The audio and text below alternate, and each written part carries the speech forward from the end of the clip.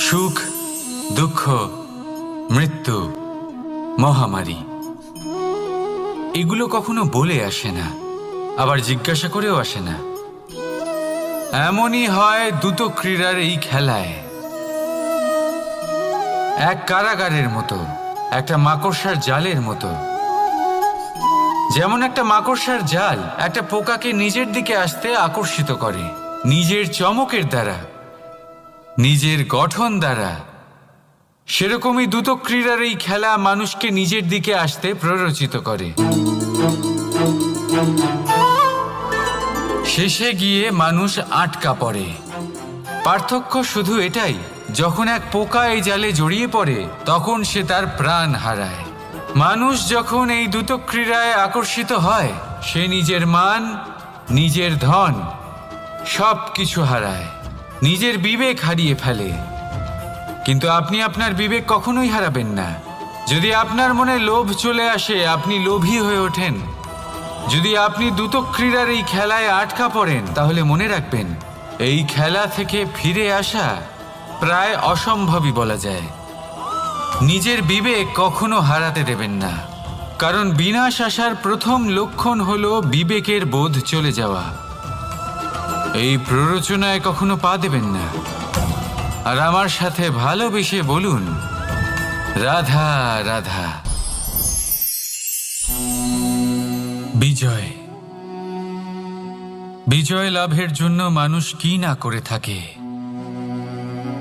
যে কোনো সম্ভাব্য প্রচেষ্টা করে। কিন্তু নিজের বিজয় লাভের জন্য বাজিতে যা ইচ্ছে তাই রেখে দেওয়া কি উচিত কাজ? কখনোই নয়। নিজের হারানো সম্মান, নিজের হারানো সম্পত্তি, নিজের হারানো অধিকার ফিরে পাওয়ার শুধু একটাই পথ রয়েছে, আর তা হলো পুরুষার্থ, দ্রুত ক্রীড়া নয়। যে মানুষ নিজেই হেরে গেছে, নিজেই নিজের জয়লাভ করার জন্য অন্য কাউকে কিভাবে বাজিতে রাখতে পারে? এ হলো সম্পূর্ণরূপে অনুচিত। অনেক সময় অনেক ধন লাভ করার জন্য, অনেক সম্পত্তি লাভ করার জন্য আমরা নিজের আসল ধন, আমাদের আপনজন, তাদেরকে হারিয়ে ফেলতেও প্রস্তুত হয়ে যাই। এটা একেবারেই উচিত নয়।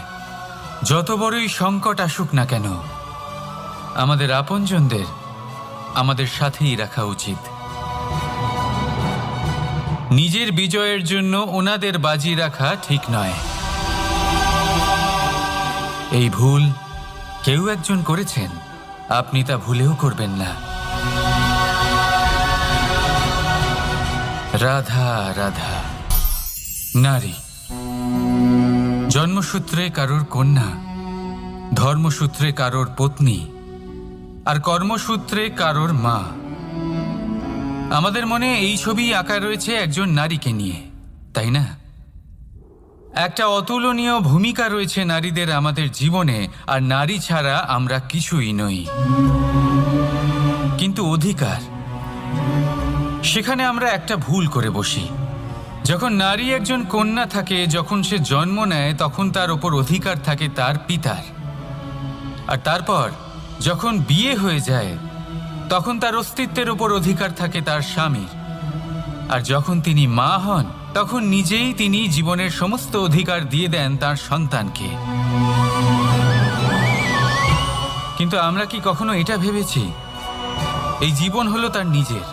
যে নারী সবার কল্যাণ করছেন তার জীবনের অধিকারও তার কাছেই থাকা উচিত, তাই না? তার নিজের জীবনের সিদ্ধান্ত সে নিজেই নিতে পারেন, নিজেই নিজের ভাগ্যের রচয়িতা হতে পারেন। আর এর জন্য আমাদের নিজেদের পাল্টাতে হবে, দৃষ্টিভঙ্গি পাল্টাতে হবে। কারণ এই ধারণা সেটা আজ বা কালকের ব্যাপার নয়, এটা ঘটে চলেছে বহু বছর ধরে আর চলতেই থাকবে যদি আমরা এটা না বদলাই। আর এটা তখনই সম্ভব হবে যখন আমরা নিজেদের মধ্যে পরিবর্তন আনব। তাই আজকের পর থেকে, এই মুহূর্ত থেকে কোনো নারীর ওপর অকারণ অধিকার স্থাপনের আগে সহস্রবার ভেবে দেখবেন। কারণ যখন নারী নিজের অধিকার কেড়ে নিতে বাধ্য হবেন তখন শুধু এবং শুধুমাত্র বিনাশই ঘটবে। রাধা রাধা।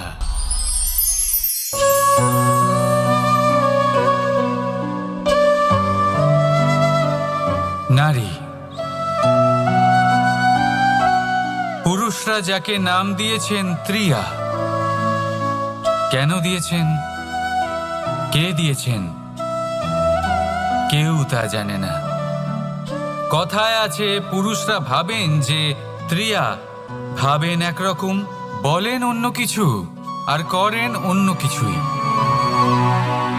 কিন্তু সত্যিটা কি এটাই? আসল সত্যি হলো এটাই যে ত্রিয়া হলো সেই চরিত্রহীন পুরুষ, আর কেউ নয়। সেই পুরুষ যারা নারীকে বলেন যে আপনি হলেন মা, আপনি হলেন দেবী, আপনি হলেন বোন। আর ভাবেন কি? ভাবেন যে এই নারী হলো আমাদের পায়ের ধুলো, আর কিচ্ছু নয়।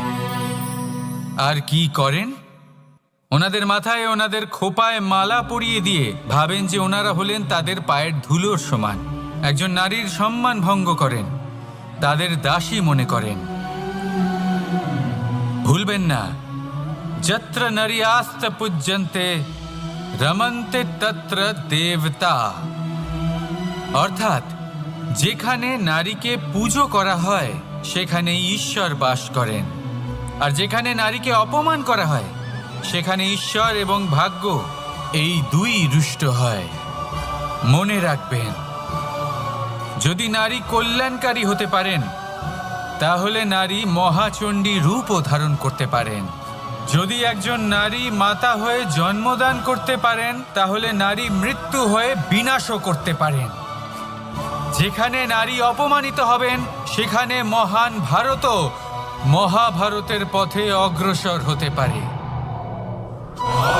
তাই মনে রাখবেন, নারীর অপমান যেন কখনোই না ঘটে। আর যদি কোথাও নারীর অপমান হয় তার অর্থ হলো আপনার বিনাশ আপনার দিকেই আসছে, আর এটা হলো তার প্রথম পদক্ষেপের প্রথম পদধ্বনি। রাধা রাধা। যদি সন্তান কোনো দুষ্কর্ম করে তাহলে সেই অপরাধ শুধু কি সেই সন্তানের? না, যদি সন্তান দুষ্কর্ম করে তাহলে অপরাধী তার মাতা পিতাও, যারা পুত্রমোহর কারণে সেই অনুচিত কাজে তাকে বাধা দেননি। অপরাধী হলেন তার পিতামহ, যিনি নিজের কর্তব্যবোধের কারণে নিজের পরিবারের যত্ন নেননি, যিনি সন্তানকে কখনো শাস্তি দেননি। অপরাধী হলেন তার সেই গুরুও, যিনি নিজের শিষ্যের সেই দুষ্কর্ম দেখেও তাকে প্রতিহত করতে পারেননি। একজন হবু রাজার কর্তব্য হলো নিজের প্রজার কাছে সে যেন এক উদাহরণ প্রস্তুত করতে পারে। কিন্তু যদি এত অনুচিত উদাহরণ প্রস্তুত হয়ে থাকে তাহলে মা বাবার, বাড়ির বয়োজ্যেষ্ঠদের কর্তব্য হলো ওনারা যেন সেটা সেখানেই থামায়, হয় ভালোবেসে নয়তো শাস্তি দিয়ে। যদি না থামানো হয় তাহলে মহাভারত অবশ্যম্ভাবী। অনেক ব্যক্তির মনে একটা প্রশ্ন জাগে আমাকে আর রাধাকে নিয়ে। বলেন যে না আমি আর রাধা একসাথে থাকি, না আমাদের বিয়ে হয়েছে, আমি এখানে দ্বারকাতে ও ওখানে বর্ষণাতে, তাও এত ভালোবাসা কি করে? এ কেমন সম্পর্ক? আমি তাদের একটা সহজ কথা বলতে চাই। আপনি কখনো আয়নার দিকে দেখেছেন? নিজের দুই চোখের দিকে তাকিয়ে জিজ্ঞাসা করুন, এই দুই চোখ একসাথে কেন বন্ধ হয়, একসাথে কেন খোলে, একসাথে কেন ঘুমোয়, একসাথে কেন কাঁদে? আজীবন কোনো এক মানুষের সাথে সম্পর্ক রাখা অবশ্যই সম্ভব, তাদের সাথে দেখা না করে। আমার আর রাধার ভালোবাসাও কিছুটা এরকমই, আর কিছুটা এরকমই হয় ভালোবাসা দুই নয়নের মতো, যারা কখনোই মিলিত হবে না কিন্তু চিরকালের জন্য একসাথে জুড়ে থাকবে। এই অনুভূতি নিঃস্বার্থ হয়, আর এই নিঃস্বার্থ ভালোবাসা আপনাকে আনন্দের পথে অগ্রসর করে। জীবনে সবসময় নিঃস্বার্থভাবে ভালোবাসুন, শুধুমাত্র আনন্দই পাবেন। তাহলে আসুন আমার সাথে নিঃস্বার্থভাবে ভালোবেসে বলুন, রাধা রাধা। মানুষ, কোনো ব্যক্তির নির্মাণ হয় কিভাবে?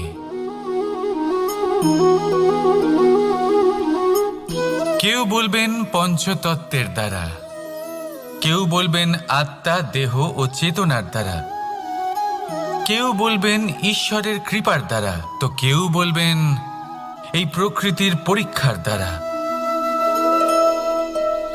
না, মানুষের নির্মাণ হয়ে থাকে বিশ্বাস দ্বারা। ব্যক্তি তখনই গড়ে ওঠেন যখন ব্যক্তিত্ব থাকে, ঠিক কিনা?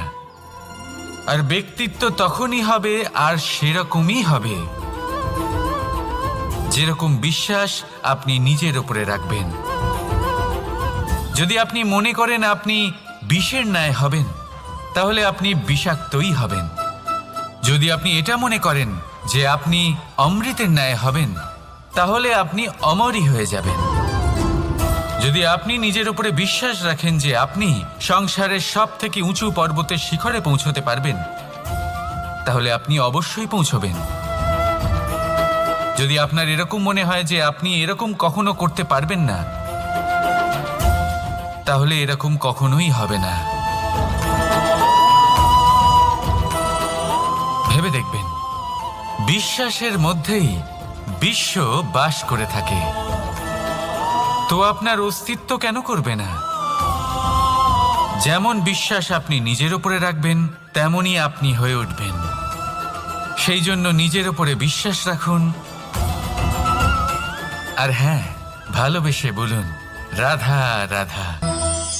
শত্রুতা, একজন মানুষ অন্য মানুষের সাথে শত্রুতা করে বসেন।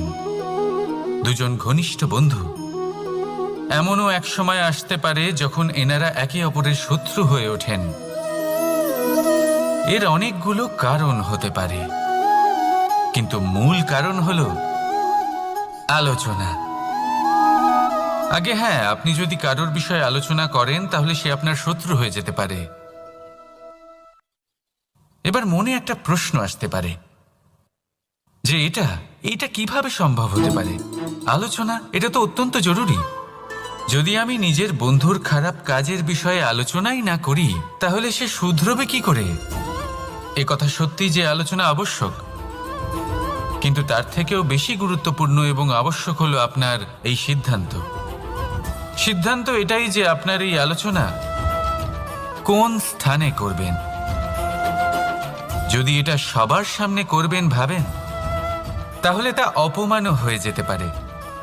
যদি এটা আলাদাভাবে করেন, তাহলে তা পরামর্শ হয়ে যায়।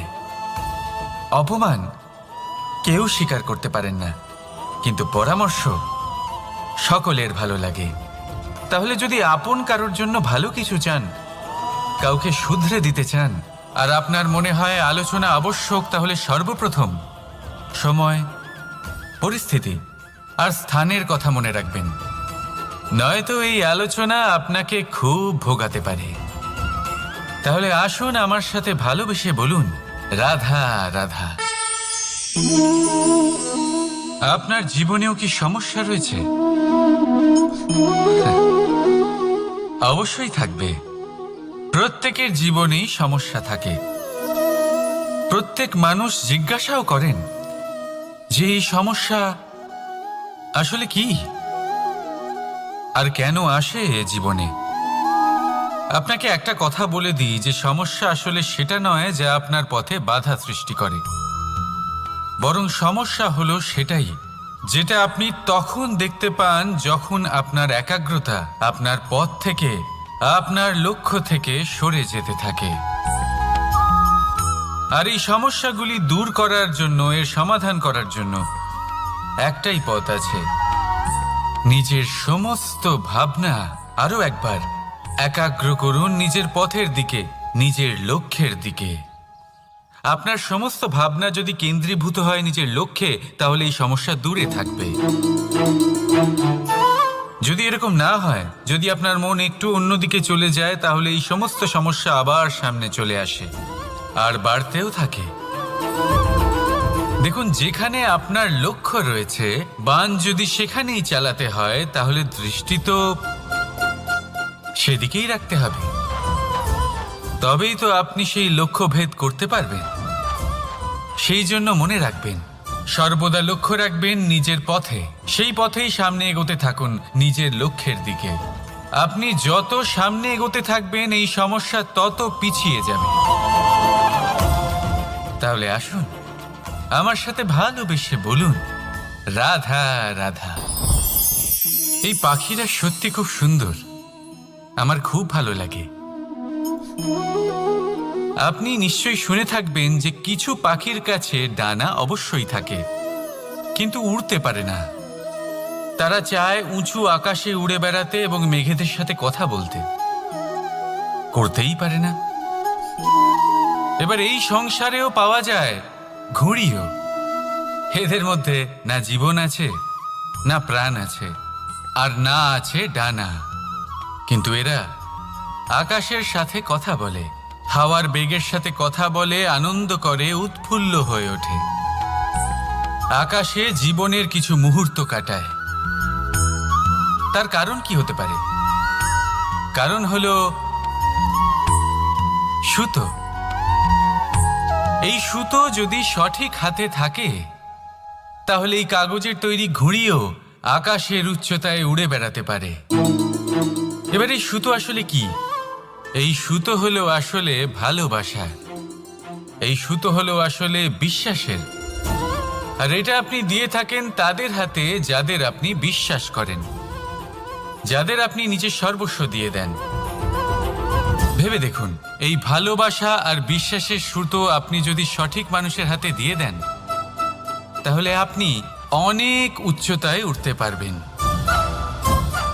আকাশের উচ্চতায় উড়ে বেড়াতে পারবেন, মেঘের সাথে কথা বলতে পারবেন, পাখিদের মতো উড়তে পারবেন, যা ইচ্ছে তাই করতে পারবেন। শুধু এই মানুষ সঠিক হতে হবে, এমন একজন মানুষ যার মনে আপনার জন্য ভালোবাসা রয়েছে, এমন এক মানুষ যার মনে কোনো স্বার্থ নেই, যিনি পরোপকারী, এমন একজন ব্যক্তি যিনি আপনার অস্তিত্বকে বাইরে নিয়ে আসতে পারবেন, তাকে উজ্জ্বল করে তুলবেন। তাহলে ভালোবাসুন, আনন্দ করতে থাকুন, আর এই আনন্দ সহকারে বলুন, রাধা রাধা। বাজ পাখিকে পক্ষীরাজ বলা হয়। বাজের আয়ু হলো মোটামুটি 70 বছর।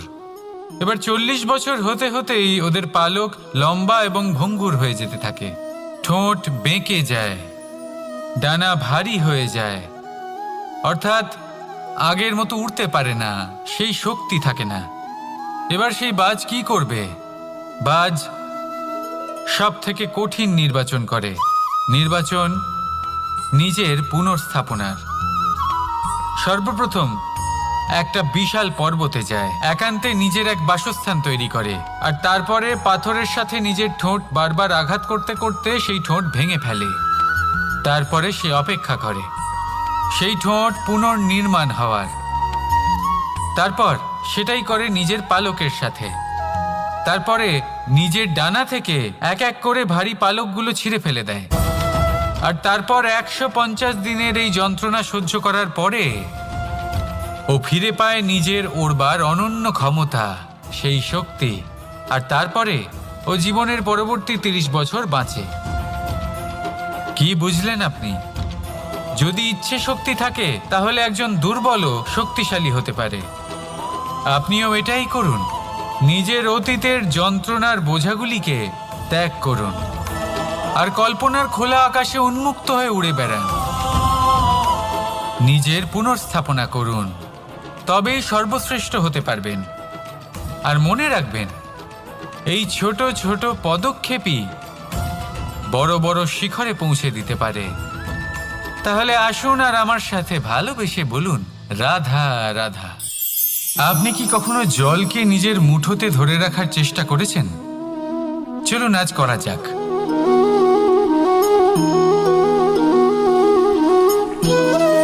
যদি আপনি নিজের মুঠো জোরে বন্ধ করেন, জল ধরে রাখতে পারবেন না। যদি আপনি তাকে এমনি বইতে দেন, তাহলে ও নিজের পথ নিজেই করে নেবে আর আপনার হাতেও থেকে যাবে। আমাদের জীবনও হলো কিছুটা এরকম, জলের মতো। নিজের পথ নিজেই করে নেয় এই জীবন। প্রত্যেক সমস্যার সমাধান নিজেই করে নেয় এই জীবন।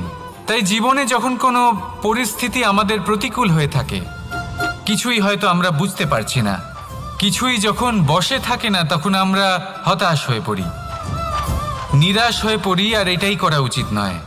শান্ত মনে দেখতে হবে যে এই জীবনে আসলে কি ঘটে চলেছে। কষ্ট সবাই ভোগ করেন। কষ্ট পেলে কেউ রেগে যান, রেগে গিয়ে পরাক্রম দেখান। এটাই তো করা উচিত নয়। শান্ত মনে সেটাই করতে হবে যা জীবন আমাদের শেখাতে চাইছে।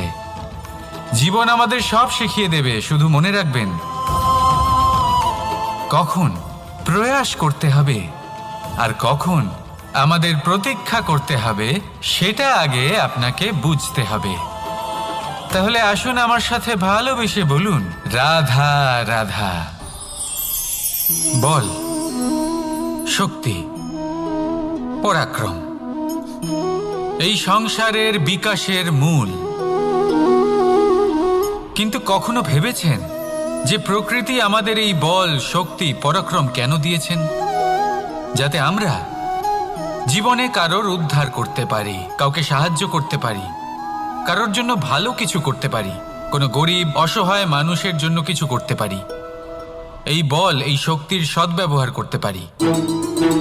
কখনো দেখেছেন এমন মানুষ যার কাছে অসীম শক্তি আছে, কিন্তু তার সাথেই অসম্ভব অহংকারও রয়েছে, যিনি নিজেকে সর্বশ্রেষ্ঠ বলে মনে করেন, খারাপ কাজও করেন। আপনি দেখবেন প্রকৃতি এবং মানুষ তাকে ভাঙতে সর্বদা চেষ্টা করেন। মনে রাখবেন, যতই সুবিশাল পর্বত হোক না কেন, তা যদি পথে পড়ে, তাকে ভেঙে পথ প্রশস্ত করা হয়। যদি আপনার কাছে বল থাকে, শক্তি থাকে, পরাক্রম থাকে, তাহলে তার সদ্ব্যবহার করুন, কাউকে সাহায্য করুন, কাউকে রক্ষা করুন। যদি আপনি আপনার শক্তির দুর্ব্যবহার করেন, তাহলে মনে রাখবেন আপনি নিজের বিনাশ নিজেই আমন্ত্রণ করছেন। এবার বল অর্জন করার পরে, শক্তি অর্জন করার পরে, আপনি নিজেকে বিনাশ করতে চান নাকি এই সংসারের উদ্ধার করতে চান? সিদ্ধান্ত আপনার। রাধা রাধা। মানুষ আর ধন, এই দুইয়ের মধ্যে সম্পর্ক খুব ঘনিষ্ঠ। ধন হলো সেই শক্তি যার ব্যবহার মানুষ করে থাকে সাংসারিক বস্তু ক্রয় করার জন্য, নিজের জীবন যাপন করার জন্য। আর মানুষ হলো সেই শক্তি যারা ধনকে গুরুত্বপূর্ণ করে তোলেন। এবার একটা কথা বলি, ব্যবহার করা উচিত ধনকে আর ভালোবাসা উচিত মানুষকে। এটা বেশিরভাগ মানুষই বোঝেন না। মানুষ এখানেই সব থেকে বড় ভুল করে বসেন। তারা ভালোবাসেন ধনকে আর ব্যবহার করেন মানুষকে। এ হলো অনুচিত। দেখুন, আপনি একটা সূচের দ্বারা যুদ্ধ করতে পারবেন না, আর কোনো তলোয়ার দ্বারা বস্ত্র সেলাই করতে পারবেন না, তাই না? কোনটা কিসের জন্য হয় সেটা বোঝা অত্যন্ত জরুরি। আপনিও সঠিক দিকে অগ্রসর হন। মানুষকে ভালোবাসুন আর ধনকে ব্যবহার করুন। যদি আপনি মানুষকে ব্যবহার করেন, তাহলে আপনি ভালোবেসে ফেলবেন ধনকে। আর এই ভালোবাসা ধীরে ধীরে পরিণত হবে লোভে, আর ধীরে ধীরে এটা আপনাকে বিনাশ করে দেবে। তাহলে সমস্ত মানুষকে ভালোবাসুন আর এইভাবে ভালোবেসে বলুন, রাধা রাধা। সাফল্য কে না চান? সাফল্য লাভ করার, শিখরে পৌঁছানোর আলাদাই একটা আনন্দ রয়েছে। আর আপনজনদেরও কে না চান? প্রত্যেক মানুষ চান যেন জীবনে তার কোনো আপনজন থাকে, যারা সবসময় তাদের সাথে থাকবে। কারণ আপনজনের সাথেই তো সাফল্যের আনন্দ সব থেকে বেশি পাওয়া যায়। কিন্তু আসলে কি হয়, অনেক সময় সাফল্যের খোঁজে সেই পথে চলতে চলতে আমরা আপনদের থেকে দূরে চলে যাই। না চাইতেও দূরে চলে যেতে হয়, ওনাদের সাথে সময় কাটাতে পারি না। আর আমরা ভুলে যাই যে সাফল্যের আসল আনন্দ আপনজনদের সাথেই পাওয়া যায়। সফল হওয়ার পরে আপনদের সাথে দেখা হলে তাদের চোখে আমাদের জন্য যে আবেগ থাকে, যে সম্মান, যে প্রেম থাকে, সেটাই হলো আসল পুরস্কার। আমরা সেই কথা ভুলে যাই এবং একা হয়ে পড়ি। বেশিরভাগ সময় এটাই হয়। বেশিরভাগ সময় সফল মানুষগুলি একা হয়ে যান। এবার আপনি কি চান? আপনি অসফল হয়ে দিনগুলি একাকিত্বে কাটাতে চান, নাকি সফল হয়ে আপনজনদের সাথে আনন্দে থাকতে চান? সেই সিদ্ধান্ত আপনার। সাফল্যের পেছনে ছুটুন, নিজেকে উজাড় করে দিন, কিন্তু আপনজনদের সঙ্গ ত্যাগ করবেন না। সেই আপনজন যারা আপনার সাফল্যের জন্য দায়ী, সেই আপনজন যিনি আপনার সাফল্যে আনন্দ পান, সুখ লাভ করেন, তাদের কখনো ত্যাগ করবেন না। আসুন আমার সাথে ভালোবেসে বলুন, রাধা রাধা। ভগবান আর ভক্ত যখন একাকার হয়ে যায়, যখন ভক্ত তার ভগবানের প্রতি এবং নিজের জীবনের উদ্দেশ্যের প্রতি সম্পূর্ণরূপে সমর্পিত হয়, তখন জন্ম নেয় ভক্তি। এই সংসারের সমস্ত আশা হয়তো আপনার সঙ্গ ত্যাগ করে দিতে পারে, তখনও ভক্তি সাথে থাকবে। ভক্ত আর ভগবান যখন একাকার হয়ে যায়, তাদের মধ্যে কোনো পার্থক্য থাকে না। তারা এক হয়ে যায়, এক ব্যক্তিত্ব, এক অস্তিত্ব। সেই জন্য কখনো জীবনে যে কোনো রূপেই, যে কোনো প্রকারেই, যে কোনো ঈশ্বরকে মান্য করুন। মনের মধ্যে শ্রদ্ধা ভাব জাগ্রত করুন, মনে ভক্তি ভাব জাগ্রত করুন। এই সমগ্র সংসারে সব কিছু আপনাকে ছেড়ে চলে গেলেও তখনও এই ভক্তি শুধুমাত্র আপনার উত্থান ঘটাবে। তাই মনে ভক্তি জাগ্রত করুন আর আমার সাথে ভালোবেসে বলুন, রাধা রাধা।